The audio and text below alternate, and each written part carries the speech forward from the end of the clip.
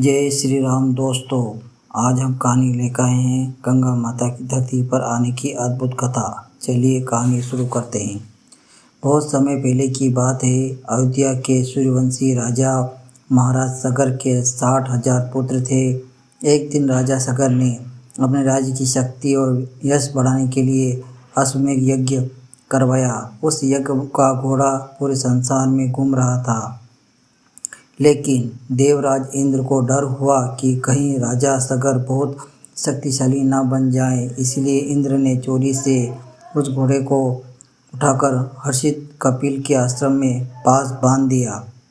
जब राजा सगर के पुत्र घोड़े खोजते खोजते वहां पहुंचे तो उन्होंने बिना सोचे समझे हर्षित कपिल पर ही चोरी का आरोप लगा दिया। हर्षित कपिल उस समय गहरी तपस्या में लीन थे। जब उनकी तपस्या भंग हुई तो वह अत्यंत क्रोधित हो गए। उन्होंने अपनी दिव्य शक्ति खोली और उनको क्रोध से अग्नि से राजा सगर के सभी 60,000 पुत्र भस्म हो गए। समय बीतता गया, लेकिन उन आत्माओं को मुक्ति नहीं मिली। जब राजा सगर के वंश में राजा भगीरथ का जन्म हुआ तो भगीरथ बहुत दयालु और धर्मात्मा राजा थे। उन्होंने निश्चय किया कि वे अपने पूर्वज की आत्माओं को मुक्त कराएंगे। ऋषियों ने उन्हें बताया कि यदि स्वर्ग में बहने वाली पवित्र गंगा धरती पर आकर उनकी अस्थियों पर स्पर्श कर ले तभी उन आत्माओं को मोक्ष मिलेगा। तब राजा भगीरथ ने हिमालय जाकर हजारों वर्ष तक कठोर तपस्या की। उनकी भक्ति और तपस्या से प्रसन्न होकर ब्रह्मा जी प्रकट हुए। भगीरथ ने हाथ जोड़कर कहा, हे प्रभु, कृपा करके माँ गंगा को धरती पर भेज दीजिए ताकि मेरे पूर्वज की आत्मा को शांति मिल सके। ब्रह्मा जी बोले, गंगा का वेग बहुत प्रचंड है।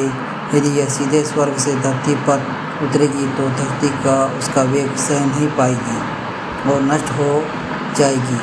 केवल भगवान शिव ही उसे संभाल सकते हैं। तब राजा भगीरथ ने भगवान शिव की कठोर तपस्या की। वर्षों बाद भगवान शिव प्रसन्न हुए और बोले, हे भगीरथ, मैं गंगा को अपनी जटाओं में स्नान करूँगा। इसके बाद गंगा जी के आदेश से माँ गंगा स्वर्ग से पृथ्वी की ओर उतरी।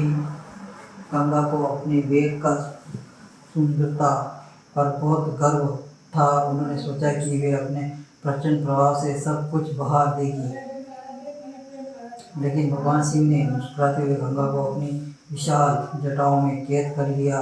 गंगा का पूरा वेग शिव की जटाओं में उलझ कर रह गया।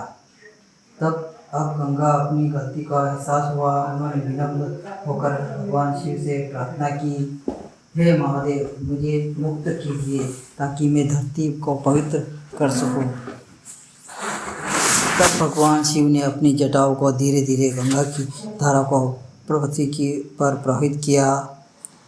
राजा भगीरथ आगे आगे चलने लगे और माँ गंगा उनके पीछे पीछे बहने लगी। अंत में गंगा उन स्थानों पर पहुंची जहां राजा सगर के पुत्रों की राख पड़ी थी।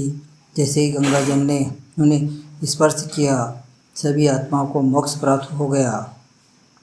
तभी से गंगा का भगीरथी भी कहा जाता है, क्योंकि राजा भगीरथ के कठिन प्रयास से ही गंगा धरती पर आई है। माँ गंगा आज भी करोड़ों लोगों को आस्था, श्रद्धा और पवित्रता की प्रतीक है। लोग मानते हैं गंगा स्नान से मन और आत्मा दोनों शुद्ध होती हैं। अगर हमारी ये कहानी पसंद आई हो तो हमारे चैनल को सब्सक्राइब करें, वीडियो को लाइक करें और अपने दोस्तों के साथ शेयर करें। जय श्री राम। धर्म वार्ता चिन्ह में आपका स्वागत है। शानदार वीडियो देखें और सब्सक्राइब करें और शेयर करें।